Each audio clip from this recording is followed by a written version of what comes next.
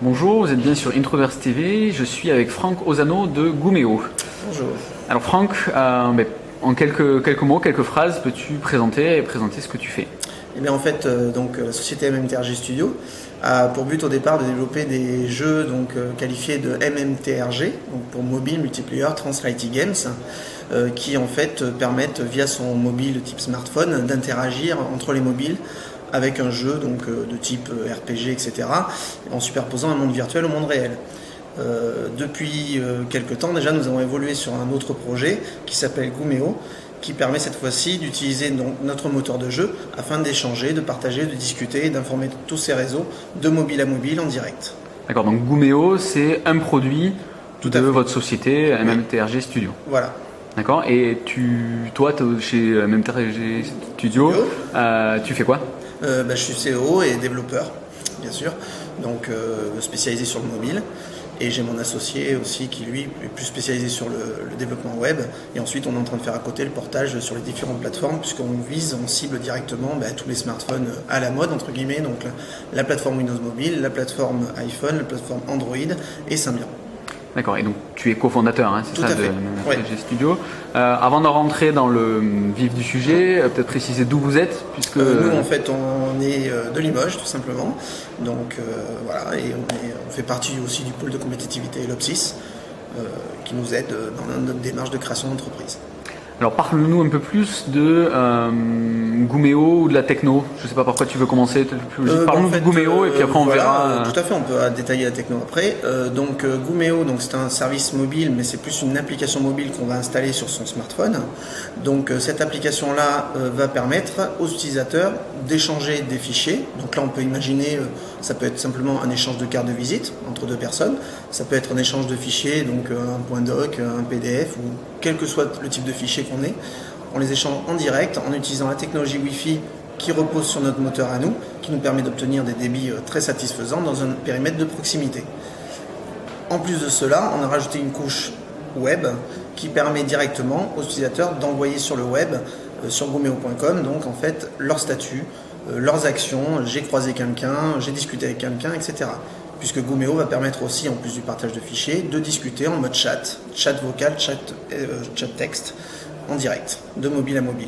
D'accord, donc si je dis avec des concepts qu'on connaît, je peux dire que c'est du peer-to-peer par Wi-Fi, oui, c'est une façon de voir les choses. On peut revenir là, la seule différence c'est qu'il n'y a pas du tout de serveur au milieu.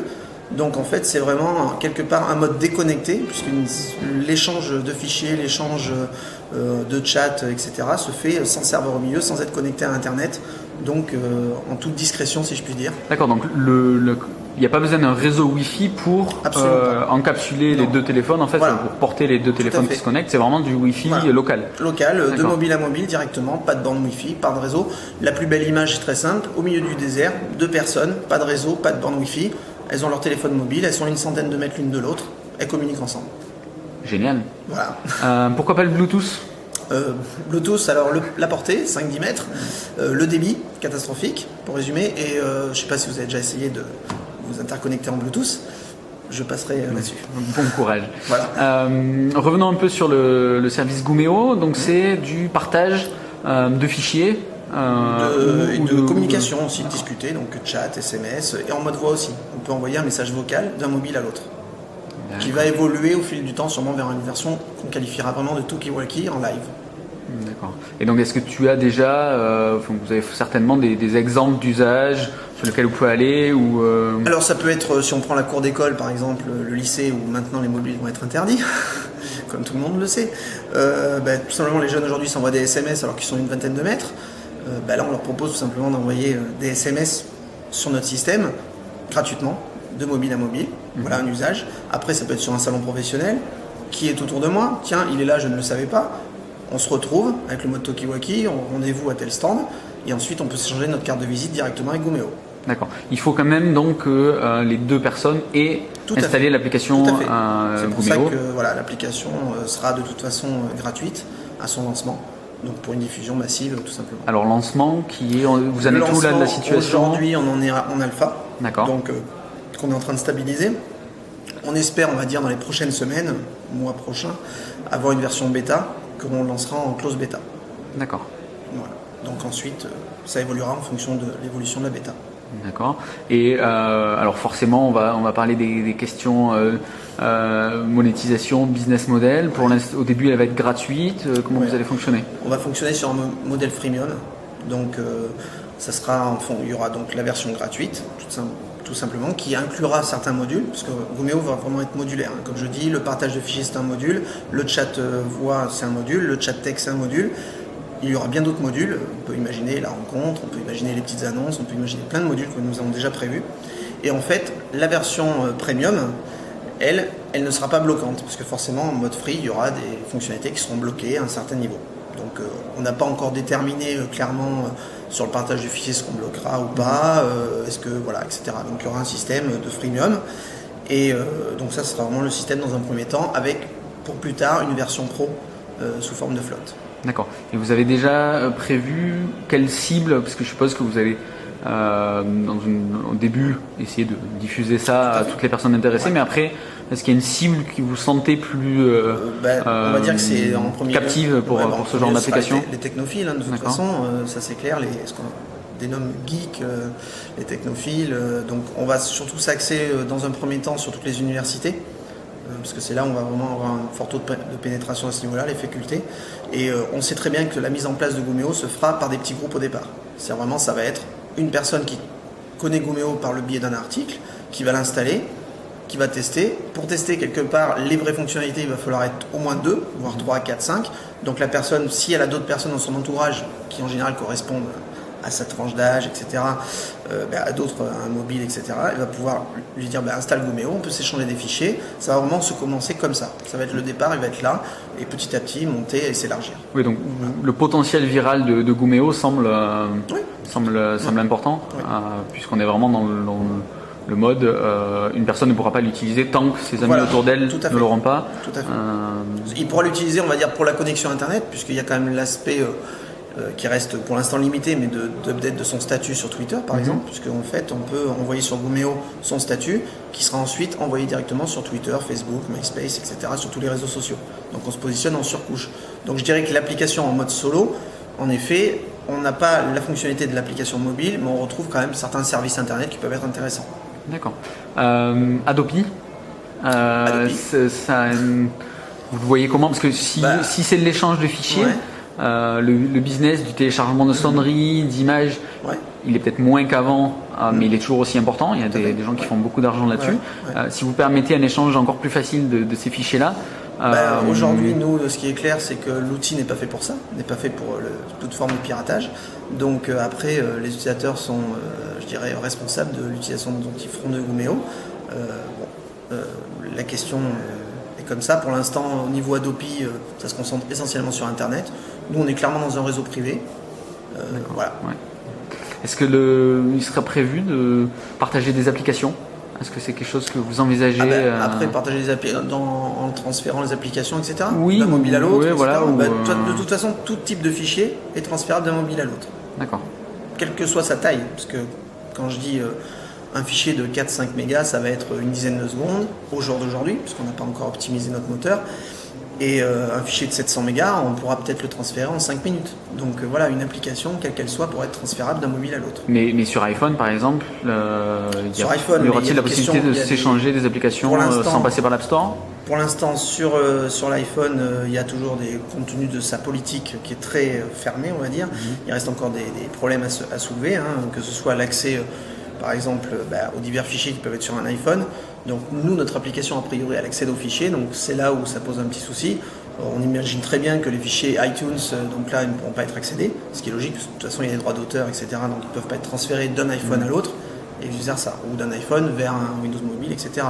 Donc après, pour iPhone, on pense, c'est pour ça que l'application sera dans un premier temps mise on va dire, plutôt en recul par rapport à l'iPhone, puisque on n'aura peut-être pas toutes les fonctionnalités d'abord. Pour l'instant, ça sera plus Windows Mobile, Android, Symbian. L'iPhone, c'est quelque chose qui est en cours, c'est une réflexion, on est en train de voir. Vous développez tout vous-même, sur toutes les différentes plateformes, que ce soit pour Symbian ou Windows Mobile, c'est vous qui développez, vous avez l'expertise technique chez vous? Oui, pour l'instant, on est clairement sur Windows Mobile pour l'instant, parce qu'on fait partie aussi du programme MISPARC Microsoft qui nous aide beaucoup sur le sujet. Et la techno, parce que c'est une technologie quand même, la techno, il faut qu'on la transfère ensuite sur les différentes plateformes. Donc là, on va sûrement passer par des prestations ou voir un recrutement direct dans la société pour avoir une expertise interne au niveau Symbian et Android, puisque là, on a vraiment une technologie propre et le transfert de celle-ci dans une autre plateforme, on ne le connaît pas encore. Donc il faut qu'on étudie la chose. D'accord. Par rapport à Gumeo, des concurrents notables, des gens identifiés Concurrents notables aujourd'hui, on va dire, si je fais un parallèle, on va dire, on a un aspect réseaux sociaux mobiles, on va dire, si on prend des loops ou des choses comme ça, puisque nous, on envoie quand même la géolocalisation depuis Gumeo, on gère aussi le GPS éventuellement, et plus le réseau Gumeo alentour qui permet de géolocaliser la personne. Donc, il y a l'aspect looped, il y a l'aspect Mobluck, il y a Mobluck, etc. Donc c'est ces réseaux mobiles un petit peu connectés à Internet, donc on retrouve un petit peu ça. On a quand même en plus la surcouche par rapport à Twitter, Facebook, etc. Donc qui est quand même assez important. Et du côté, on va dire, échange direct de mobile à mobile, on peut comparer ça à Leio, tout simplement. Le Leio qui est un personal sharing device qui permet de transférer d'un device à l'autre directement des fichiers. Bon, le problème du Leio, c'est que c'est un appareil onéreux, très peu diffusé, qui ne fait que ça, alors que Gumeo fait tout ça. Mais sur la techno, puisque Gumeo est une possibilité de la technologie que vous avez développée de transfert de données de proche à proche, en fait de mobile à l'autre, des concurrents identifiés? Pour l'instant, il n'y a pas de concurrent pur et dur sur ce domaine-là. Il y a eu par le passé des études faites par rapport à ça, mais trop tôt. Puisqu'on n'était pas sur les smartphones, on n'était pas sur le Wi-Fi. Gumeo, c'est une application B2C de cette technologie.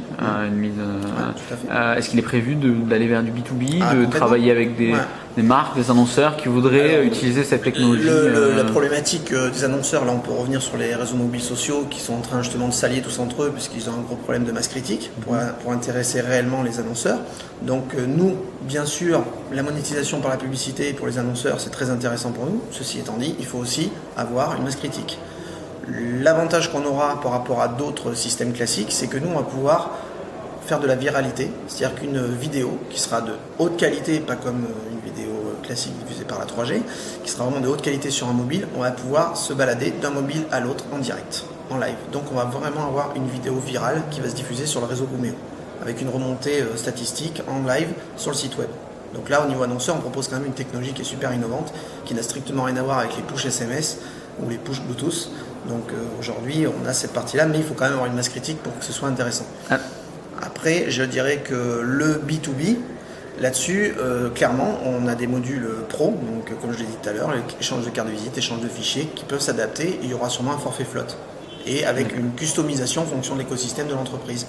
Une entreprise qui a un besoin particulier auquel on n'a pas songé, parce que les applications sont multiples, les modules sont multiples, donc on pourra très bien designer un Gumeo Pro pour une entreprise lambda. Et adapter un forfait, etc. avec peut-être un Gumeo, le service web en intranet sur l'entreprise, etc. Alors, tout à l'heure, tu prenais l'exemple de personnes qui communiquaient dans le désert.